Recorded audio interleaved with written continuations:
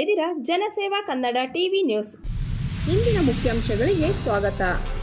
ಮಾಜಿ ಸಚಿವ ಹಾಲಿ ಶಾಸಕ ಎಚ್.ಡಿ. ರೇವಣ್ಣ ಅವರಿಗೆ ಕೋರ್ಟು 7 ದಿನ ನ್ಯಾಯಾಂಗ ಬಂಧನಕ್ಕೆ ಆದೇಶಿಸಿದೆ.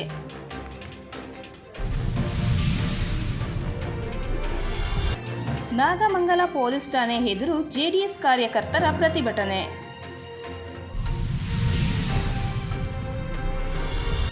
ಅನೂರು ತಾಲೂಕಿನ ಇಂಡಿಗಾನತ್ತ ಗ್ರಾಮದಲ್ಲಿ ಚಾಮರಾಜನಗರ ಜಿಲ್ಲಾ ರೈತ ಸಂಘ ಹಾಗೂ ಹಸಿರು ಸೇನೆ ಜಿಲ್ಲಾಧ್ಯಕ್ಷರಾದ ಪ್ರಕಾಶ್ ಅವರ ಅಧ್ಯಕ್ಷತೆಯಲ್ಲಿ ಗ್ರಾಮಸ್ಥರು ಹಾಗೂ ಸದಸ್ಯರ ಸಭೆ ಜರುಗಿತು.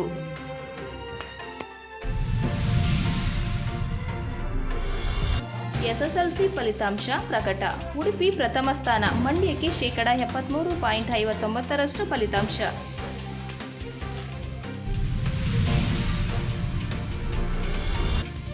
ಕುಶಾಲನಗರ ತಾಲೂಕಿನ ನಂಜರಾಯಪಟ್ಟಣ ಪ್ರೌಢಶಾಲೆಗೆ ಸತತವಾಗಿ ಈ ಬಾರಿಯೂ ಕೂಡ 10ನೇ ತರಗತಿ ಫಲಿತಾಂಶದಲ್ಲಿ 100% ಫಲಿತಾಂಶ.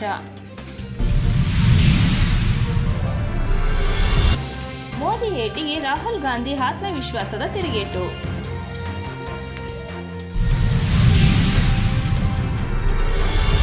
ಮಂಡ್ಯ ರಕ್ತದಾನ ಬಗೆಗಿನ ಇಚ್ಛಾಶಕ್ತಿ ಮುಂದುವರಿಯಲಿ, ವಿಜಯ್ ಆನಂದ್ ರವರ ಹೇಳಿಕೆ.